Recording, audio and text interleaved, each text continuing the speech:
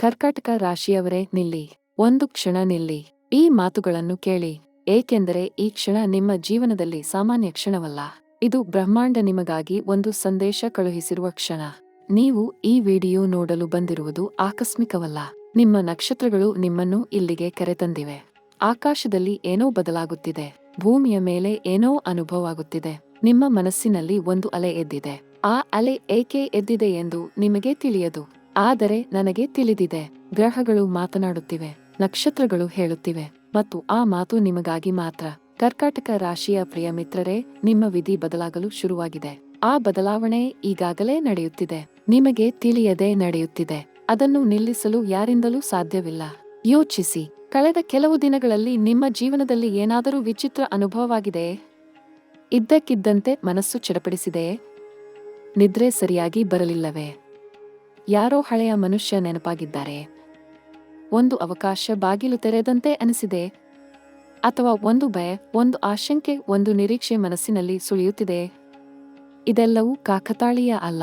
ಇದೆಲ್ಲವೂ ಒಂದು ಸಂಕೇತ. ಗ್ರಹಗಳು ನಿಮ್ಮನ್ನು ತಯಾರು ಮಾಡುತ್ತಿವೆ. ಒಂದು ದೊಡ್ಡ ಬದಲಾವಣೆಗಾಗಿ ತಯಾರು ಮಾಡುತ್ತಿವೆ. ಗೊತ್ತಾ, 150 ವರ್ಷಗಳ ನಂತರ ಒಂದು ಅಪೂರ್ವ ಗ್ರಹ ಸ್ಥಿತಿ ಈಗ ನಿರ್ಮಾಣವಾಗುತ್ತಿದೆ. ಇದು ಕರ್ಕಾಟಕ ರಾಶಿಗೆ ನೇರವಾಗಿ ತಾಗುತ್ತಿದೆ. ಇದು ಸಾಮಾನ್ಯ ಗ್ರಹ ಚಲನೆ ಅಲ್ಲ. ಇದು ವಿಶೇಷ. ಇದು ಅಪರೂಪ. ಇದು ನಿಮ್ಮ ಜೀವನಕ್ಕೆ ಒಂದು ತಿರುವು ತರುತ್ತದೆ. ಆ ತಿರುವು ಒಳ್ಳೆಯದಾ ಕೆಟ್ಟದಾ ಎಂಬುದು ನಿಮ್ಮ ಕೈಯಲ್ಲಿದೆ. ಆದರೆ ಆ ತಿರುವು ಬರುತ್ತದೆ. ಅದು ಖಂಡಿತ 100% ನಡೆಯಲಿದೆ. ಪ್ರಶ್ನೆ ಏನೆಂದರೆ, ನೀವು ಅದಕ್ಕೆ ತಯಾರಿದ್ದೀರಾ? ಈ ವಿಡಿಯೋ ಆ ತಯಾರಿಗಾಗಿ. ಈ ಮಾತುಗಳು ನಿಮ್ಮನ್ನು ಆ ಬದಲಾವಣೆಗೆ ಮುನ್ನಡೆಸಲು. ಹಾಗಾಗಿ ಕೊನೆಯವರೆಗೆ ನಿಲ್ಲಿ. ಒಂದು ಮಾತು ಕೂಡ ಬಿಡಬೇಡಿ. ಆಕಾಶದಲ್ಲಿ ಗ್ರಹಗಳ ಒಂದು ಮಹಾನಾಟಕ ನಡೆಯುತ್ತಿದೆ. ಗುರು ತನ್ನ ಸ್ಥಾನ ಬದಲಿಸಿದ್ದಾನೆ. ಶನಿ ನಿಮ್ಮ ರಾಶಿಯ ಕಡೆ ದೃಷ್ಟಿ ಹಾಕಿದ್ದಾನೆ. ರಾಹು ಮತ್ತು ಕೇತು ಒಂದು ವಿಚಿತ್ರ ಸ್ಥಿತಿಯಲ್ಲಿ ನಿಂತಿದ್ದಾರೆ. ಇದು ಒಂದು ಸಾಮಾನ್ಯ ಗ್ರಹ ಸಂಚಾರ ಅಲ್ಲ. ಇದು ಒಂದು ಮಹಾ ಸಂಧಿಕಾಲ. ಇಂತಹ ಸಂಧಿಕಾಲ ಅಪರೂಪ. ತಲೆಮಾರುಗಳಿಂದ ಮಾತನಾಡಿಕೊಳ್ಳಲಾಗುವ ಕ್ಷಣ ಇದು. ಕರ್ಕಾಟಕ ರಾಶಿಯ ಒಡೆಯ ಚಂದ್ರ. ಆ ಚಂದ್ರ ಈ ಕ್ಷಣ ಏನು ಮಾಡುತ್ತಿದ್ದಾನೆ ಎಂದು ಗೊತ್ತಾ? ಅವನು ಗುರುವಿನ ಜೊತೆ ಮಾತನಾಡುತ್ತಿದ್ದಾನೆ. ಅವರಿಬ್ಬರ ನಡುವೆ ಒಂದು ಮಹಾ ಒಪ್ಪಂದ ಆಗುತ್ತಿದೆ. ಆ ಒಪ್ಪಂದ ನಿಮ್ಮ ಜೀವನಕ್ಕೆ ಏನನ್ನು ತರುತ್ತದೆ ಎಂದು ಕೇಳುತ್ತೀರಾ? ಅದನ್ನು ನಾನು ಒಂದೊಂದಾಗಿ ಹೇಳುತ್ತೇನೆ. 9 ಸಂಕೇತಗಳ ಮೂಲಕ ಹೇಳುತ್ತೇನೆ. ಮೊದಲ ಸಂಕೇತ, ನಿಮ್ಮ ವೃತ್ತಿ ಜೀವನದಲ್ಲಿ ಒಂದು ಮಹಾ ತಿರುವು ಬರುತ್ತಿದೆ. ಈ ಕ್ಷಣ ನಿಮಗೆ ಅನ್ನಿಸುತ್ತಿರಬಹುದು, ಎಲ್ಲವೂ ಸ್ಥಗಿತಗೊಂಡಿದೆ ಎಂದು. ಪ್ರಯತ್ನ ಮಾಡಿದ್ದೇನೆ, ಆದರೆ ಫಲ ಕಾಣಲಿಲ್ಲ ಎಂದು. ಕೆಲಸದಲ್ಲಿ ಮನ್ನಣೆ ಸಿಗಲಿಲ್ಲ ಎಂದು.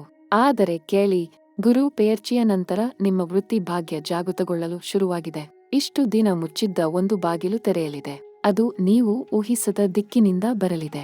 ಯಾರೋ ಒಬ್ಬ ವ್ಯಕ್ತಿ, ಯಾರು ಎಂದು ಈಗ ಹೇಳಲಾಗದು, ಅವರು ನಿಮ್ಮ ಜೀವನದಲ್ಲಿ ಒಂದು ಮಹಾ ಬದಲಾವಣೆ ತರಲಿದ್ದಾರೆ. ವೃತ್ತಿಯಲ್ಲಿ ನಿಮ್ಮನ್ನು ಮೇಲೆ ತರಲು ಬರಲಿದ್ದಾರೆ. ಈ ಸಂಕೇತ ನಿಮಗಾಗಲೇ ಅನುಭವವಾಗಿರಬಹುದು. ಒಂದು ಕರೆ, ಒಂದು ಸಂದೇಶ, ಒಂದು ಭೇಟಿ, ಅದೇ ಆ ಸಂಕೇತ. ಇದನ್ನು ಕೇಳಿ, அடுத்த 15 ನಾಳೆಗಳಲ್ಲಿ ನಿಮ್ಮ ವೃತ್ತಿ ಕ್ಷೇತ್ರದಲ್ಲಿ ಒಂದು ನಿರ್ಧಾರ ತೆಗೆದುಕೊಳ್ಳಬೇಕಾದ ಕ್ಷಣ ಬರಲಿದೆ. ಆ ನಿರ್ಧಾರ ತಪ್ಪಬೇಡಿ. ಆ ಕ್ಷಣ ಗ್ರಹಗಳು ನಿಮ್ಮ ಪರವಾಗಿರುತ್ತವೆ. ಆ ಕ್ಷಣ ನಡೆದುಕೊಂಡರೆ ನಿಮ್ಮ ಜೀವನ ಎಂದು ಹಿಂದಿರುಗಿ ನೋಡಲಾರದು. ಈ ಮಾತು ಮನಸ್ಸಿನಲ್ಲಿ ಇಟ್ಟುಕೊಳ್ಳಿ. ಸಾಧ್ಯವಾದರೆ ಬರೆದುಕೊಳ್ಳಿ. ಏಕೆಂದರೆ ಆ ಕ್ಷಣ ಬಂದಾಗ ನೀವು ಸಿದ್ಧರಾಗಿರಬೇಕು. ಈಗ ನಾವು ಮುಂದಿನ ಸಂಕೇತಕ್ಕೆ ಹೋಗೋಣ. ಎರಡನೇ ಸಂಕೇತ, ಹಣ ಮತ್ತು ಆರ್ಥಿಕ ಸ್ಥಿತಿ. ಕರ್ಕಾಟಕ ರಾಶಿಯವರಿಗೆ ಹಣದ ವಿಷಯದಲ್ಲಿ ಒಂದು ಅಪ್ಪಟ ಸತ್ಯ ಇದೆ. ಅವರು ಶ್ರಮಿಸುತ್ತಾರೆ, ತ್ಯಾಗ ಮಾಡುತ್ತಾರೆ, ಆದರೆ ಅವರ ಕೈಯಲ್ಲಿ ಹಣ ನಿಲ್ಲುವುದಿಲ್ಲ. ಬಂದಷ್ಟು ಬೇಗ ಹೋಗಿಬಿಡುತ್ತದೆ. ಯಾಕೆ ಹೀಗೆ ಆಗುತ್ತದೆ ಎಂದು ಗೊತ್ತಾ? ಶನಿ ದೇವರು ನಿಮ್ಮ ಆರ್ಥಿಕ ಭಾಗ್ಯವನ್ನು ಪರೀಕ್ಷಿಸುತ್ತಿದ್ದ. ಆ ಪರೀಕ್ಷೆ ಮುಗಿಯುತ್ತಿದೆ. ಶನಿ ನಿಮ್ಮ ಬಗ್ಗೆ ತೃಪ್ತನಾಗಿದ್ದಾನೆ. ಈಗ ಅವನು ನಿಮಗೆ ಕೊಡಲು ತಯಾರಾಗಿದ್ದಾನೆ. அடுத்த 30 ನಾಳೆಗಳಲ್ಲಿ ನಿಮ್ಮ ಆರ್ಥಿಕ ಸ್ಥಿತಿ ಬದಲಾಗಲು ಶುರುವಾಗುತ್ತದೆ. ಹಣ ಬರುವ ದಾರಿ ತೆರೆಯುತ್ತದೆ. ಹೊಸ ಆದಾಯ ಮೂಲ ಹುಟ್ಟಿಕೊಳ್ಳಲಿದೆ. ಒಂದು ಬಾಕಿ ಇದ್ದ ಹಣ, ಯಾರೋ ಕೊಡಬೇಕಿದ್ದ ಹಣ, ಅದು ವಾಪಸ್ ಬರಲಿದೆ. ಅದನ್ನು ಜ್ಞಾಪಿಸಿಕೊಳ್ಳಿ. ಆದರೆ ಒಂದು ಎಚ್ಚರಿಕೆ, ಈ ಸಮಯದಲ್ಲಿ ಯಾರಾದರೂ ಹೊಸ ಹೂಡಿಕೆ, ಹೊಸ ವ್ಯಾಪಾರ ಎಂದು ಹೇಳಿ ಬಂದರೆ ಅವಸರ ಮಾಡಬೇಡಿ. ರಾಹು ದೇವರು ನಿಮ್ಮ ಹಣಕ್ಕೆ ಒಂದು ಭ್ರಮೆ ತೋರಿಸಬಲ್ಲ. ಕಣ್ಣಿಗೆ ಒಳ್ಳೆಯದಾಗಿ ಕಾಣುತ್ತದೆ, ಆದರೆ ಒಳಗಿನಿಂದ ಬೇರೆಯಾಗಿರಬಹುದು. ಹಾಗಾಗಿ ಯಾವುದೇ ದೊಡ್ಡ ಆರ್ಥಿಕ ನಿರ್ಧಾರ ತೆಗೆದುಕೊಳ್ಳುವ ಮೊದಲು 3 ಸಲ ಯೋಚಿಸಿ. ಇದು ಎಚ್ಚರಿಕೆ ಮಾತ್ರ. ಗ್ರಹಗಳು ನಿಮ್ಮ ಪರ, ಆದರೆ ನಿಮ್ಮ ವಿವೇಕ ನಿಮ್ಮ ರಕ್ಷೆ. ಈಗ ಮೂರನೇ ಸಂಕೇತ ಕೇಳಿ. ಮೂರನೇ ಸಂಕೇತ, ಇದು ಬಹಳ ಆಳವಾದ ಸಂಕೇತ. ಸಂಬಂಧ ಮತ್ತು ಪ್ರೀತಿ. ಕರ್ಕಾಟಕ ರಾಶಿಯವರ ಮನಸ್ಸು ಬಹಳ ಮೃದು. ಅವರು ಪ್ರೀತಿಸಿದರೆ ಪ್ರಾಣ ಕೊಡುತ್ತಾರೆ, ಆದರೆ ಅವರಿಗೆ ನೋವು ಕೂಡ ಬೇಗ ಆಗುತ್ತದೆ. ಕಳೆದ ಕೆಲವು ದಿನಗಳಲ್ಲಿ ಯಾರೋ ಒಬ್ಬ ವ್ಯಕ್ತಿ ನಿಮ್ಮ ಮನಸ್ಸಿನಲ್ಲಿ ಅಡ್ಡಾಡುತ್ತಿದ್ದಾರಾ? ಒಂದು ಹಳೆಯ ನೆನಪು ಮತ್ತೆ ಮತ್ತೆ ಬರುತ್ತಿದೆಯಾ? ಒಂದು ಸಂಬಂಧ ಮುಗಿದಿದೆ ಎಂದು ಅನ್ನಿಸಿ, ಆದರೆ ಮನಸ್ಸು ಅದನ್ನು ಬಿಡಲಾಗದೆ ಇದೆಯಾ? ಇದು ಕೂಡ ಒಂದು ಸಂಕೇತ. ಗ್ರಹ ಸಂಚಾರ ಹೇಳುತ್ತಿದೆ, ಆ ವ್ಯಕ್ತಿ ಮತ್ತೆ ಬರಬಹುದು, ಅಥವಾ ಒಂದು ಹೊಸ ವ್ಯಕ್ತಿ ಬರಲಿದ್ದಾರೆ. ಅವರು ಯಾರು ಎಂದು ನಿಮಗೆ ಈಗ ಗೊತ್ತಿಲ್ಲ, ಆದರೆ ಆ ಭೇಟಿ ಆದ ಕ್ಷಣ ನಿಮ್ಮ ಮನಸ್ಸು ಗುರುತಿಸುತ್ತದೆ. ಒಂದು ಆಂತರಿಕ ಅನುಭವ ಆಗುತ್ತದೆ. ಇದು ಗ್ರಹ ದಿಶೆ ಕೊಡುತ್ತಿರುವ ಸಂಕೇತ. ಅವಿವಾಹಿತರಾಗಿದ್ದರೆ ಈ ಇಂದ ಕ್ಷಣ ಬಹಳ ಮಹತ್ವದ್ದು. ಮದುವೆ ಮಾತುಕತೆ ನಡೆಯುತ್ತಿದ್ದರೆ ಅಡಚಣೆ ತೊಲಗಲಿದೆ. ದೀರ್ಘಕಾಲ ಕಾಯ್ದಿದ್ದ ಅನುಮತಿ ಸಿಗಲಿದೆ. ವಿವಾಹಿತರಾಗಿದ್ದರೆ ಸಂಸಾರದಲ್ಲಿ ಒಂದು ಮಧುರ ಕ್ಷಣ ಬರಲಿದೆ. ಗಂಡ ಹೆಂಡತಿಯ ನಡುವೆ ಇದ್ದ ಒಂದು ಮನಸ್ತಾಪ, ಒಂದು ದೂರ, ಅದು ಕರಗಲಿದೆ. ಮತ್ತೊಮ್ಮೆ ಒಂದಾಗಿ ಬಾಳುವ ಕ್ಷಣ ಬರಲಿದೆ. ಇದು ಗ್ರಹಗಳ ವಾಗ್ದಾನ.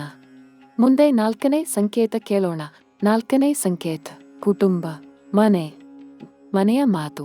ಕರ್ಕಾಟಕ ರಾಶಿಯವರಿಗೆ ಕುಟುಂಬ ಎಂದರೆ ಎಲ್ಲವೂ. ಅವರ ಶಕ್ತಿ ಅಲ್ಲಿದೆ, ಅವರ ದೌರ್ಬಲ್ಯ ಕೂಡ ಅಲ್ಲಿದೆ. ಮನೆಯಲ್ಲಿ ಒಂದು ಸಮಸ್ಯೆ ಇದ್ದರೆ ಅದು ಅವರ ಮನಸ್ಸನ್ನು ಮುದ್ದೆಮ ಆಡಿಬಿಡುತ್ತದೆ. ಕಳೆದ ಕೆಲವು ಕಾಲದಿಂದ ಮನೆಯಲ್ಲಿ ಒಂದು ಅಶಾಂತಿ ಇತ್ತಾ? ಒಂದು ಬಿಕ್ಕಟ್ಟು, ಒಂದು ಜಗಳ, ಒಂದು ತಪ್ಪು ತಿಳಿವಳಿಕೆ ಇದ್ದರೆ ಕೇಳಿ, ಅದು ಮುಗಿಯುತ್ತಿದೆ. ಈ ಕಟ್ಟಂ ಮುಗಿಯಲಿದೆ. ಗ್ರಹಗಳ ಸ್ಥಾನ ಬದಲಾದ ನಂತರ ಮನೆಯಲ್ಲಿ ಸಂತೋಷ ಹಿಂದಿರುಗುತ್ತದೆ. ಹಿರಿಯರ ಆಶೀರ್ವಾದ ಪ್ರಾಪ್ತವಾಗುತ್ತದೆ. ತಂದೆ ತಾಯಿಯ ಆರೋಗ್ಯ ಸುಧಾರಿಸಲಿದೆ. ಮನೆಯ ಒಂದು ಹಳೆಯ ಕನಸು ನನಸಾಗಲಿದೆ. ಬಹಳ ದಿನದ ಒಂದು ಆಸೆ ಪೂರೈಸಲಿದೆ. ಇದು ಕರ್ಕಾಟಕ ರಾಶಿಗೆ ಗ್ರಹಗಳು ಕೊಡುತ್ತಿರುವ ಅಮೂಲ್ಯ ಕೊಡುಗೆ. ಆದರೆ ಒಂದು ವಿಷಯ, ಮನೆಯಲ್ಲಿ ಒಬ್ಬ ವ್ಯಕ್ತಿ ಇದ್ದಾರೆ. ಅವರು ನಿಮ್ಮ ಬಗ್ಗೆ ಒಳ್ಳೆಯ ಮನಸ್ಸಿನಿಂದ ಇಲ್ಲ. ಅವರು ಬಾಯಿಯಲ್ಲಿ ಮಾತ್ರ ಒಳ್ಳೆಯದು ಹೇಳುತ್ತಾರೆ, ಆದರೆ ಒಳಗಿನಿಂದ ಬೇರೆಯಾಗಿದ್ದಾರೆ. ಕೇತು ದೇವರ ಪ್ರಭಾವದಲ್ಲಿ ಇಂತಹ ಮನುಷ್ಯರ ಶಕ್ತಿ ಹೆಚ್ಚಾಗುತ್ತದೆ. ಅವರನ್ನು ಗುರುತಿಸಿ, ಅಗತ್ಯಕ್ಕಿಂತ ಹೆಚ್ಚು ನಂಬಬೇಡಿ. ಇದು ಎಚ್ಚರಿಕೆ. 5ನೇ ಸಂಕೇತಕ್ಕೆ ಬರೋಣ. 5ನೇ ಸಂಕೇತ ಆರೋಗ್ಯ. ಇದನ್ನು ಬಹಳ ಗಂಭೀರವಾಗಿ ಕೇಳಿ. ಕರ್ಕಾಟಕ ರಾಶಿಯ ಒಡೆಯ ಚಂದ್ರ.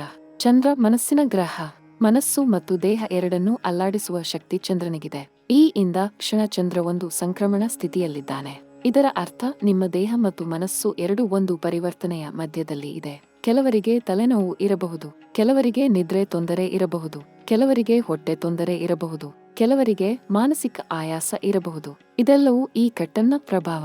ಈ ಕಟ್ಟಂ ಮುಗಿದ ನಂತರ ಆರೋಗ್ಯ ಸುಧಾರಿಸಲಿದೆ. ದೇಹಕ್ಕೆ ಶಕ್ತಿ ಮರಳಲಿದೆ. ಮನಸ್ಸಿಗೆ ಶಾಂತಿ ಸಿಗಲಿದೆ. ಈ ಸಮಯದಲ್ಲಿ ಒಂದು ಸಣ್ಣ ಪರಿಹಾರ ಮಾಡಿ. ಪ್ರತಿದಿನ ಬೆಳಿಗ್ಗೆ ಎದ್ದ ತಕ್ಷಣ ಒಂದು ಲೋಟ ನೀರು ಕುಡಿಯಿರಿ. ಚಂದ್ರನ ಗ್ರಹ ನೀರಿನ ಗ್ರಹ. ನೀರು ಚಂದ್ರನ ಶಕ್ತಿಯನ್ನು ನಿಮ್ಮ ದೇಹಕ್ಕೆ ಕೊಡುತ್ತದೆ. ಶಿವನ ದೇವಾಲಯಕ್ಕೆ ಹೋಗಿ ಜಲಾಭಿಷೇಕ ಮಾಡಿ. ಶಿವ ಮತ್ತು ಚಂದ್ರ ಒಂದೇ ಶಕ್ತಿ. ಇದು ಸಣ್ಣ ಪರಿಹಾರ, ಆದರೆ ಫಲ ದೊಡ್ಡದು. 6ನೇ ಸಂಕೇತ ಕೇಳೋಣ. 6ನೇ ಸಂಕೇತ ವಿದ್ಯಾರ್ಥಿಗಳಿಗೆ ಮತ್ತು ವಿದ್ಯೆ ಅಭ್ಯಾಸ ಮಾಡುತ್ತಿರುವವರಿಗೆ ಈ ಸಂಕೇತ ಬಹಳ ಮುಖ್ಯ. ಗುರು ಪೆಯರ್ಚಿಯ ನಂತರ ಬುದ್ಧಿ ಮತ್ತು ಜ್ಞಾನ ಕ್ಷೇತ್ರದಲ್ಲಿ ಕರ್ಕಾಟಕ ರಾಶಿಗೆ ಒಂದು ವಿಶೇಷ ಶಕ್ತಿ ಬರಲಿದೆ. ಇಷ್ಟು ದಿನ ಓದು ಮನಸ್ಸಿಗೆ ಹತ್ತಲಿಲ್ಲ ಎಂದು ಕೊರಗುತ್ತಿದ್ದ ವಿದ್ಯಾರ್ಥಿಗಳು ಈಗ ಒಂದು ಹೊಸ ಶಕ್ತಿ ಅನುಭವಿಸಲಿದ್ದಾರೆ. ಪರೀಕ್ಷೆಯಲ್ಲಿ ಉತ್ತಮ ಫಲ ಬರಲಿದೆ. ಸ್ಪರ್ಧಾತ್ಮಕ ಪರೀಕ್ಷೆ ತೆಗೆದುಕೊಳ್ಳಲು ಹೋಗುತ್ತಿದ್ದರೆ ಈ அடுத்த 30 ನಾಳೆಗಳು ನಿಮಗೆ ಅನುಕೂಲ.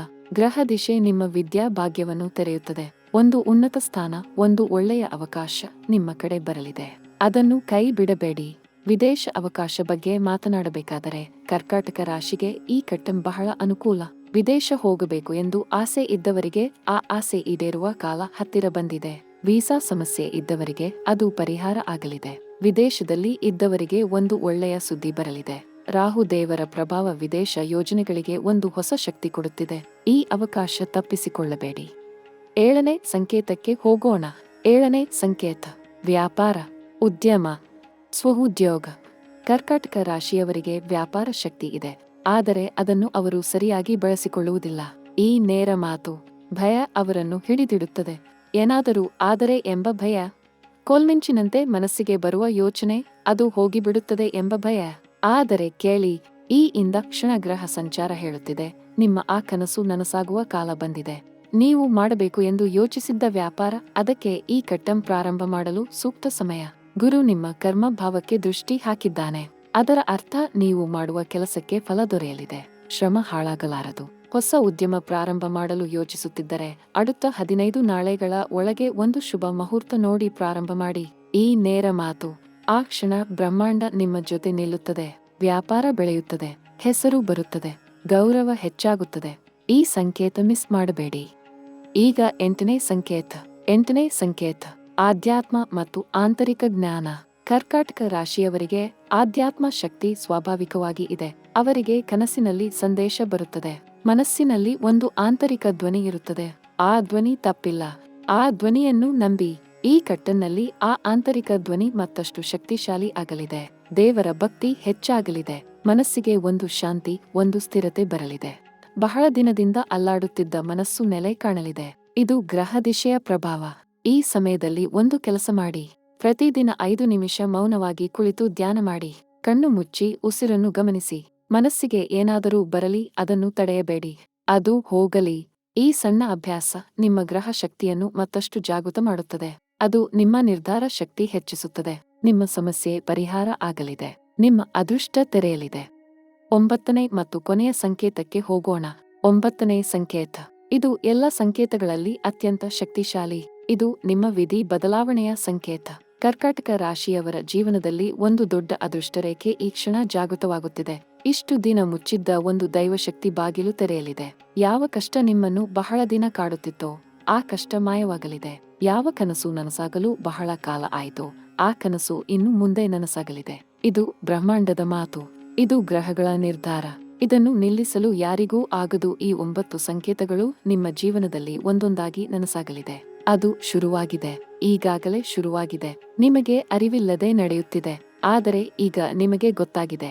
ಈಗ ನೀವು ಎಚ್ಚರದಿಂದ ಇರಬೇಕು. ಪ್ರತಿ ಕ್ಷಣ ಗಮನಿಸಬೇಕು. ಏಕೆಂದರೆ ಗ್ರಹಗಳು ಕೊಡುವ ಅವಕಾಶ ಯಾವಾಗಲೂ ಮುಚ್ಚಿಟ್ಟ ರೂಪದಲ್ಲಿ ಬರುತ್ತದೆ. ಅದನ್ನು ತೆರೆಯುವ ಕೈ ನಿಮ್ಮದು. ಅದನ್ನು ಗುರುತಿಸುವ ಕಣ್ಣು ನಿಮ್ಮದಾಗಿರಬೇಕು. ಈಗ ನಾನು ನಿಮಗೆ அடுத்த 7 ನಾಟ್ಗಳಲ್ಲಿ ನಡೆಯಲಿರುವ 3 ಮಹಾ ಘಟನೆಗಳ ಬಗ್ಗೆ ಹೇಳುತ್ತೇನೆ. ಇದನ್ನು ತುಂಬಾ ಗಮನವಿಟ್ಟು ಕೇಳಿ. ಏಕೆಂದರೆ ಈ 3 ಘಟನೆಗಳು ನಿಮ್ಮ ಜೀವನದ ದಿಕ್ಕನ್ನು ಬದಲಿಸಬಲ್ಲವು.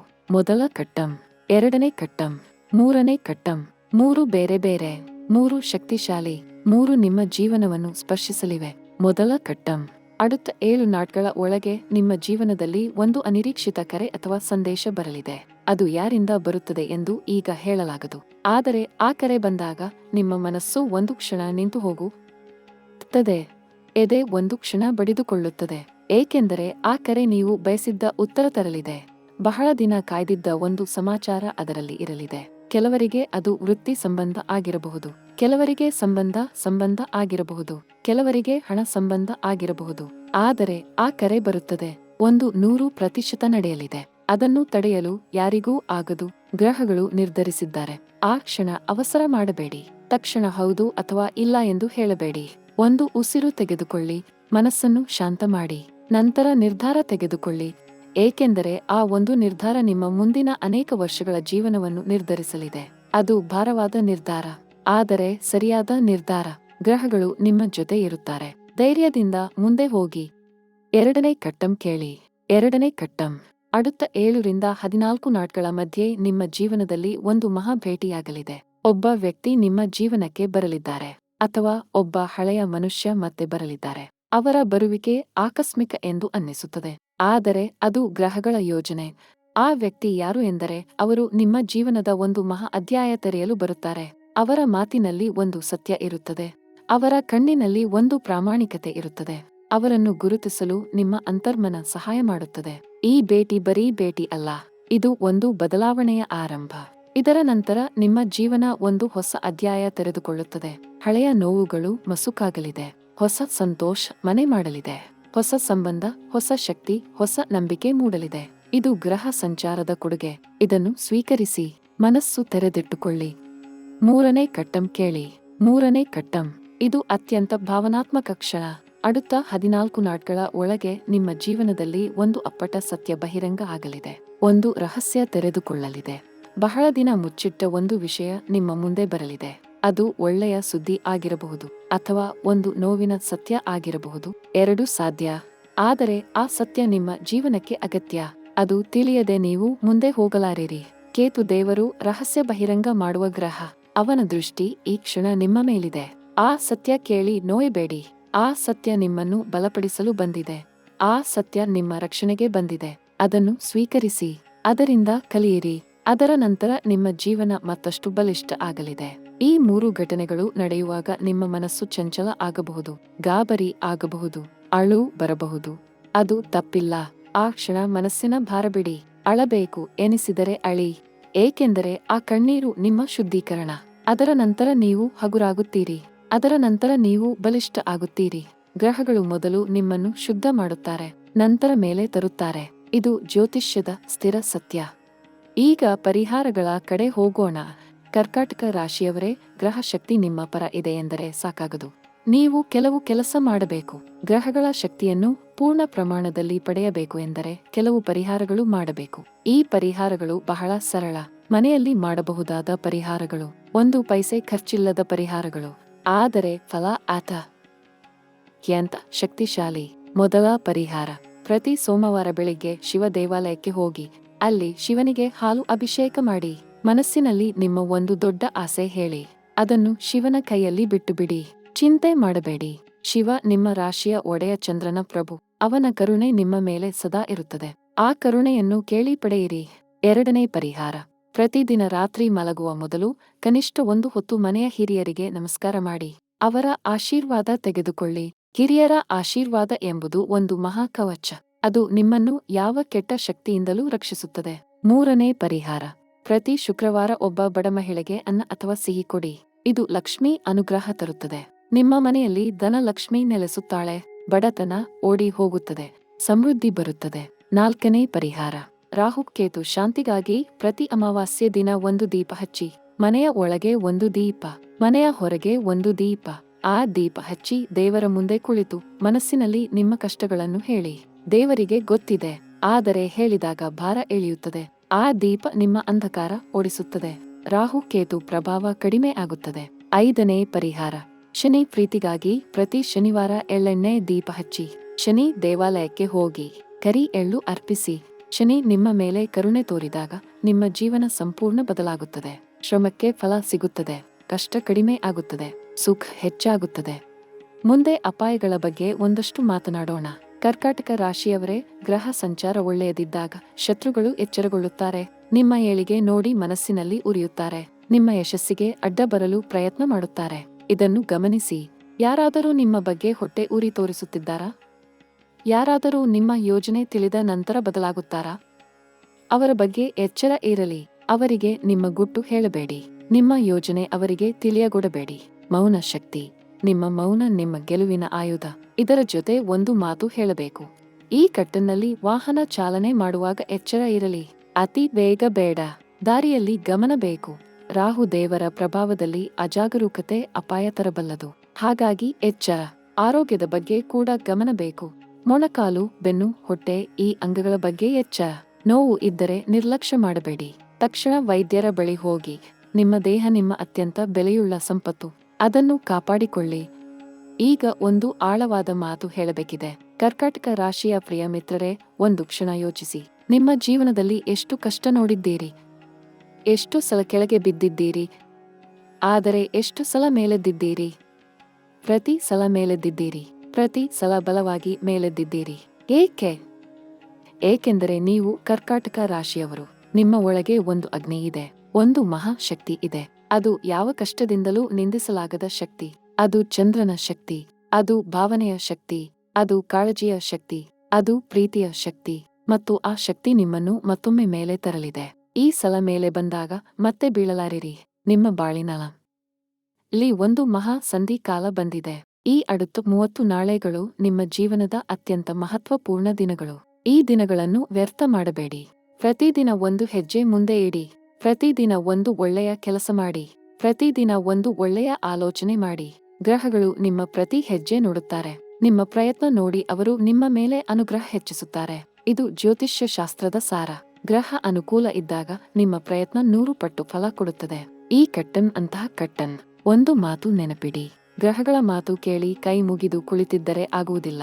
ಗ್ರಹಗಳ ಶಕ್ತಿ ನಿಮ್ಮ ಜೊತೆ ಇದೆ. ಆ ಶಕ್ತಿ ಬಳಸಿ ಮುಂದೆ ಹೋಗುವವರು ನೀವು. ಎದ್ದು ನಡೆಯಬೇಕು. ಪ್ರಯತ್ನ ಮಾಡಬೇಕು. ಸಾಧಿಸಬೇಕು.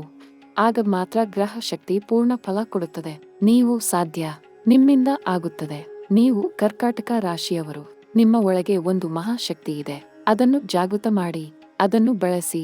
ಮುಂದೆ ನಡೆಯಿರಿ. ಕರ್ಕಾಟಕ ರಾಶಿಯ ಪ್ರಿಯ ಮಿತ್ರರೇ, ನಾನು ನಿಮ್ಮ ಬಗ್ಗೆ ಕಾಳಜಿ ಪಡುತ್ತೇನೆ. ನಿಮ್ಮ ಜೀವನ ಸುಂದರವಾಗಬೇಕು ಎಂದು ಬಯಸುತ್ತೇನೆ. ನಿಮ್ಮ ಕನಸು ನನಸಾಗಬೇಕು ಎಂದು ಪ್ರಾರ್ಥಿಸುತ್ತೇನೆ. ನಿಮ್ಮ ಮನೆಯಲ್ಲಿ ಹಾಲು ಮತ್ತು ಜೇನು ಹರಿಯಬೇಕು ಎಂದು ಆಶೀರ್ವದಿಸುತ್ತೇನೆ. ನಿಮ್ಮ ಕಣ್ಣಲ್ಲಿ ನಗು ಇರಲಿ. ನಿಮ್ಮ ಮನೆಯಲ್ಲಿ ಶಾಂತಿ ಇರಲಿ. ನಿಮ್ಮ ಜೀವನದಲ್ಲಿ ಸಮೃದ್ಧಿ ಇರಲಿ. ದೇವರ ಆಶೀರ್ವಾದ ನಿಮ್ಮ ಮೇಲೆ ಸದಾ ಸುರಿಯಲಿ. ಈ ಮಾತುಗಳು ನಿಮ್ಮ ಮನಸ್ಸಿಗೆ ಬಲ ಕೊಡಲಿ. ನಿಮ್ಮ ಆತ್ಮಕ್ಕೆ ಶಾಂತಿ ತರಲಿ. ನಿಮ್ಮ ಜೀವನಕ್ಕೆ ಬೆಳಕು ತರಲಿ. ಒಂದು ಸಣ್ಣ ರಹಸ್ಯ ಹೇಳಲ. ಮುಂದಿನ ವಿಡಿಯೋದಲ್ಲಿ ಕರ್ಕಾಟಕ ರಾಶಿಯ ಒಂದು ಅತ್ಯಂತ ಗೋಪ್ಯ ವಿಷಯ ಬಿಚ್ಚಿಡಲಿದ್ದೇನೆ. ಅದು ಇಷ್ಟು ದಿನ ಯಾರೂ ಹೇಳದ ವಿಷಯ. ನಿಮ್ಮ ಜೀವನದ ಒಂದು ದೊಡ್ಡ ಸಂಶಯಕ್ಕೆ ಉತ್ತರ ಅಲ್ಲಿ ಇದೆ. ನಿಮ್ಮ ಒಂದು ಹಳೆಯ ಪ್ರಶ್ನೆಗೆ ಜವಾಬು ಅಲ್ಲಿ ಇದೆ. ಆ ವಿಡಿಯೋ ಬರುತ್ತದೆ. ಆ ಕ್ಷಣಕ್ಕಾಗಿ ಕಾಯಿರಿ. ನಿಮ್ಮ ಜೀವನ ಬದಲಾಗಲಿದೆ. ನಿಮ್ಮ ವಿಧಿ ಬರೆದಿದ್ದು ಬದಲಾಗಲಿದೆ. ಆ ಮಾತು ಮನಸ್ಸಿನಲ್ಲಿ ಇಟ್ಟುಕೊಳ್ಳಿ. ಜ್ಯೋತಿಷ್ಯ ನಿಮ್ಮ ಭವಿಷ್ಯ ಬಲಪಡಿಸಲಿ. ನಿಮ್ಮ ಆಯುಷ್ಯ ದೀರ್ಘ ಆಗಲಿ. ನಿಮ್ಮ ಜೀವನ ಸಾರ್ಥಕ ಆಗಲಿ. ಧನ್ಯವಾದಗಳು.